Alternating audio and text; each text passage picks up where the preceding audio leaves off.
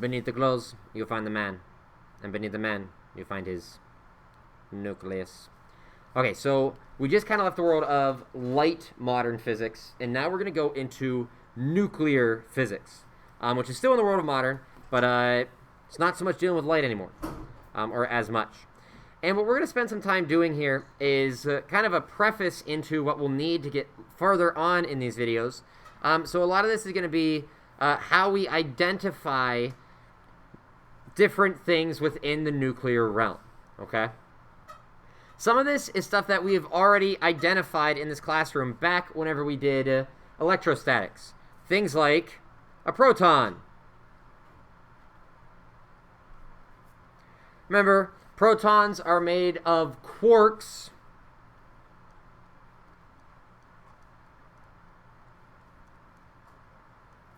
Made of quarks, Q-U-A-R-K-S.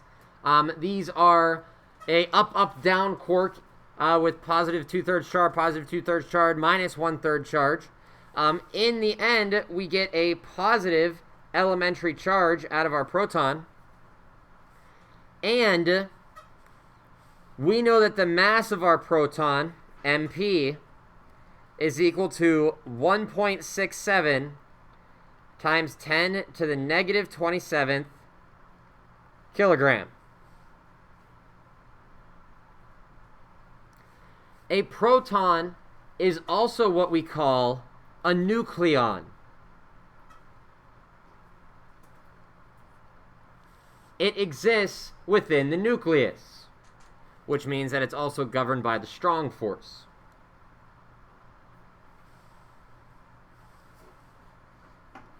We have neutrons. Neutrons are also made of quarks. We know that it has zero charge. It is neutral. We know the mass of a neutron is equal to 1.67 times 10 to the negative 27 kilograms. Very similar to that of the proton. And it is also a nucleon. It exists in the nucleus.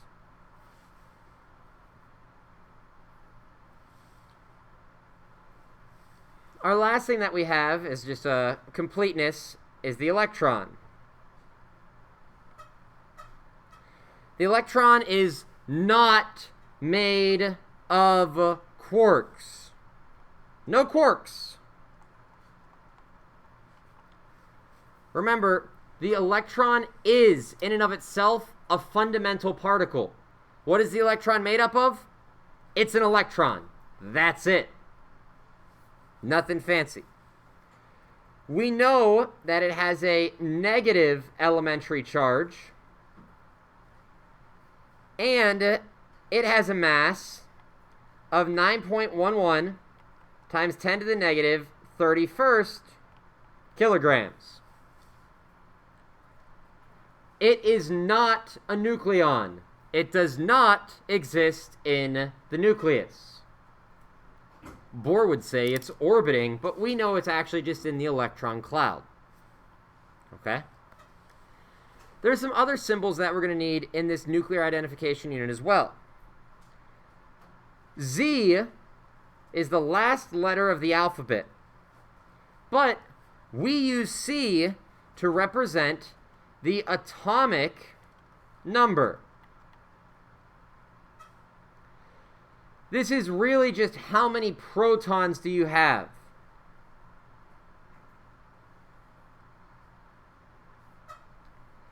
Why does this matter? Well, the number of protons something has designates what atomic element it is. Hydrogen has 1 proton, helium has 2, lithium has 3. You get the idea. I only know up to lithium. That's one of the curses of being an astrophysicist. Anyways, Z is the atomic number. It represents what element do you have. A, on the other hand, represents the atomic mass. number. It's the protons plus the neutrons.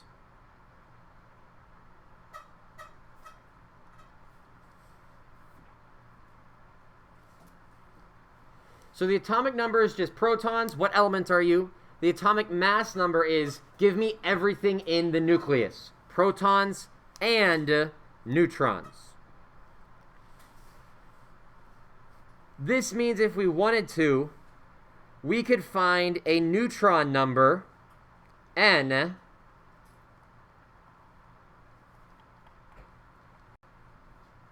by simply taking the atomic number, or the atomic mass number, minus the atomic number. This would be protons plus neutrons minus protons, just gives you the number of neutrons.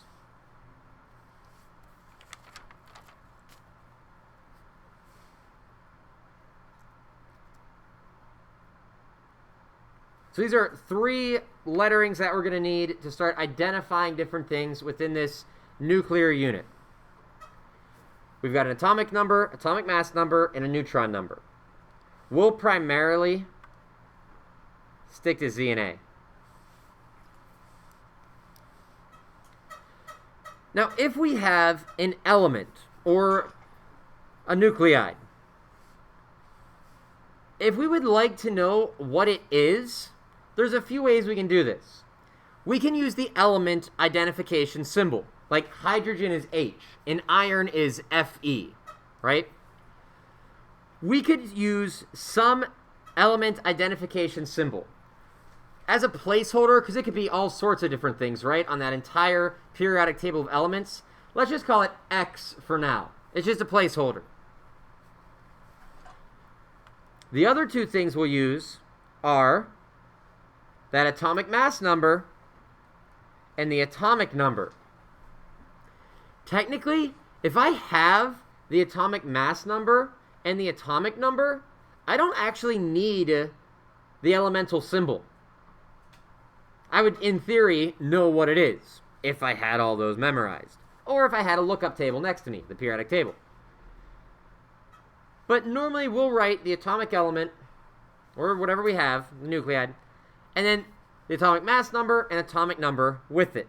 Okay? Where, like I said, X, this is just some element symbol.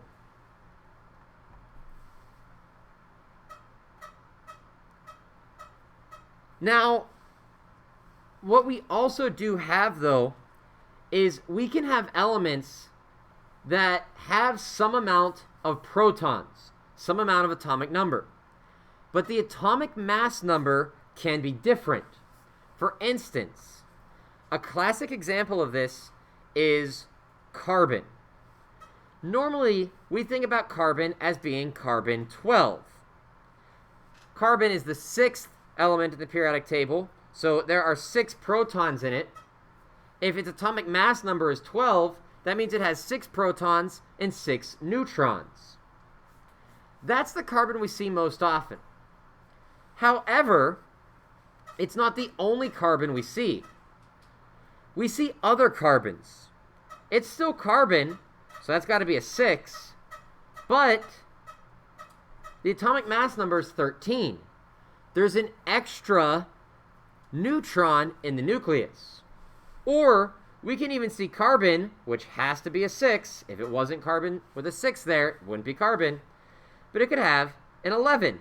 It's got one too few neutrons in that nucleus there.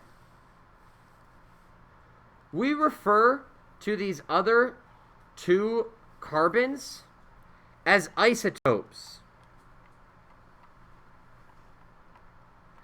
And if you're a fan of The Simpsons, you might remember the Albuquerque isotopes. Or rather, the Springfield isotopes are moving to Albuquerque. Gasp. Okay? So it's the same element, but a different number of neutrons in that nucleus, and as such, we have an isotope of our element. Okay? So these 2 are isotopes here. They can exist. They are much rarer, but they do exist there.